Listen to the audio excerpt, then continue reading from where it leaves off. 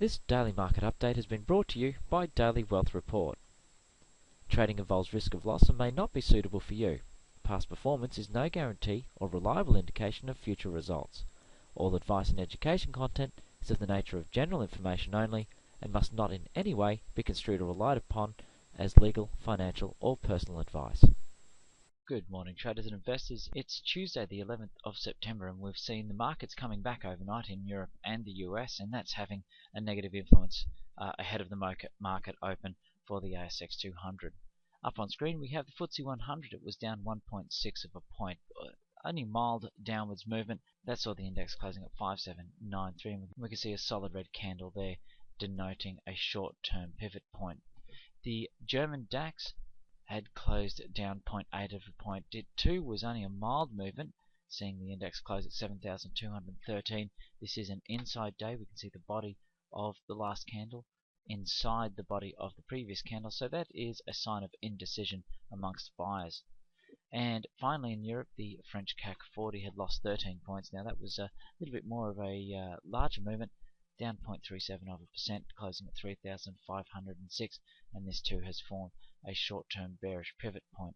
So we appear to have some resistance forming here, and there's potential for a short-term retracement back down towards 3,400 points. Taking a look in the US, the Dow Jones index was down 52 points, or 0.4%.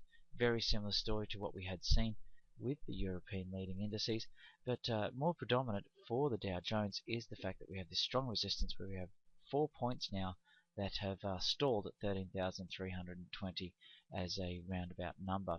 This is a short-term bearish pivot point, so it is that is showing the potential for a retracement at least down towards 13,120. So another 100-point loss quite possible there, if not to the previous support base there at 12,980 or 12,990.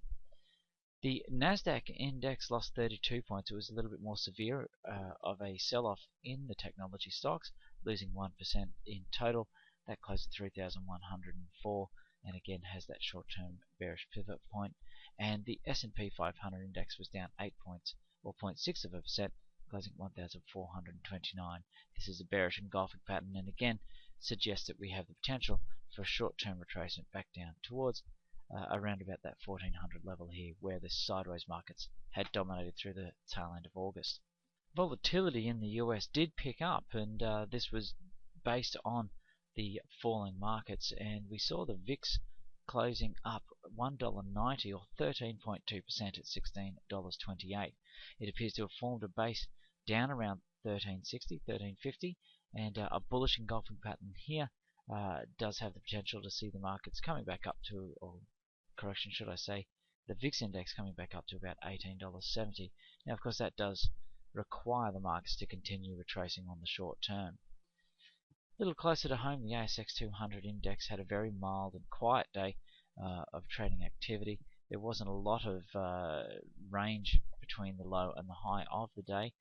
It was slightly up by the closing bell, gaining 5 points to close at 4,330, but we can see here it's a very small candle with shadows either side. This is referred to as a spinning top pattern. It has followed a shooting star pattern and does reflect a lot of weakness in the attempt from buyers to rally towards the tail end of last week. So although we have this upwards trend here, we've got quite a strong downwards pullback. If we see that this short-term rally stalls and we get seller activity coming back into the markets, we then have a new downwards trend in place. Once it breaks this blue line, which is a 50-period moving average, that would denote a medium-term downwards trend well established. So the SPY futures are pointing towards a 27-point lower open, and of course that will have a major influence on the ASX 20. That should see it down below the low of Friday and starting to test the activity from Thursday. So we are shaping up for that potential bearish reversal point and for a change in trend situation for the ASX markets.